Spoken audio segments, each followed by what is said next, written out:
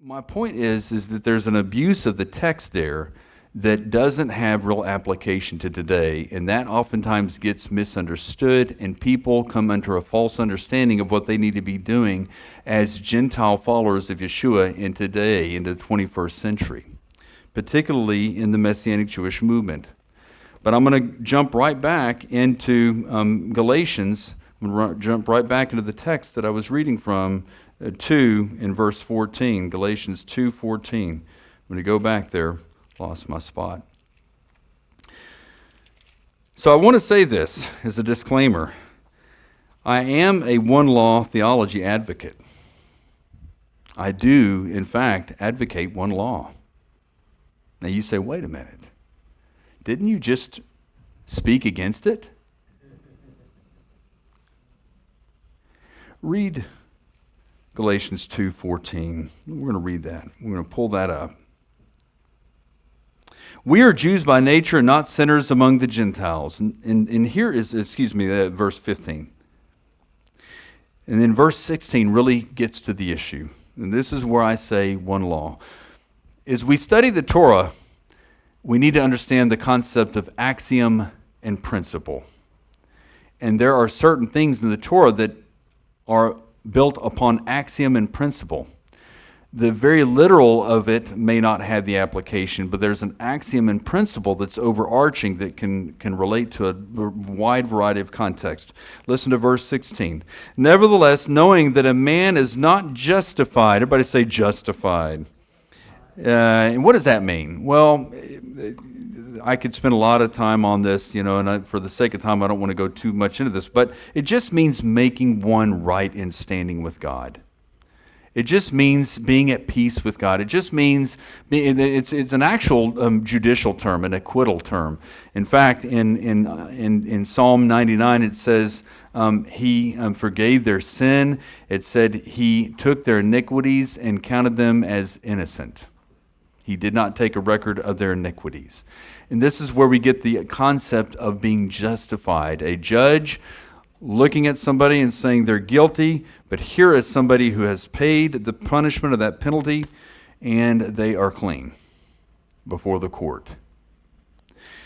And that's what's at question here is, what is it required for a person to be in right standing with God?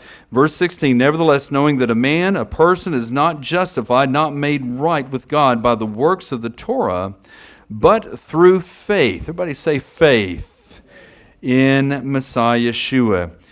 And even we have believed in Messiah. Who is we that Paul's talking about? Jews. Even we have believed in Messiah Yeshua, so that we, Jewish people, may be set right before God, may be justified by faith in Messiah Yeshua, and not by the works of the Torah. Now, again, is he talking about Shabbat observance and those types? If somebody was said to have converted to Judaism and they undercame circumcision, they were said to have come into the faith through the Torah, through the works of the Torah. Again, I think Paul's not arguing against keeping commandments, but what he is arguing against what does it take to make a person right. And there is one law of faith for the Jew and for the Gentile. There is one way for them to be set right with God, and that is through faith in Messiah Yeshua. Now, some translations will say faithfulness of Messiah Yeshua. And while certainly we in seminary we talk about the objective and the subjective usage of the term faith, and the way that would read then, that we know that a person is not saved by the works of the Torah, but by the faithfulness of Messiah Yeshua. And while there's some truth that I don't dismiss that it's Yeshua's faithfulness that saved us, he was faithful to the Torah and he never violated it in any way. Nevertheless, the point that Paul's making here is that it's not about the steps that you're taking to get in, it's about faith in Messiah Yeshua and saying, I believe. And this is something that is going to come up as we continue to look through the book of Galatians. Everybody, there's faith and then there's biblical faith. There is belief and there's biblical belief. I've given the illustration of the parachute. Everybody knows the illustration of the parachute. If you're ever going to be in a plane and you jump out of a plane, what do you have to have? You have to have a parachute. And when you jump out of that parachute, what are you doing?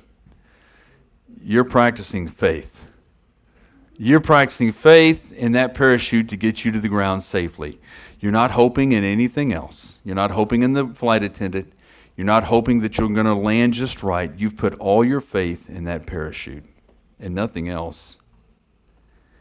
There is faith, belief, and then there's biblical faith and biblical belief.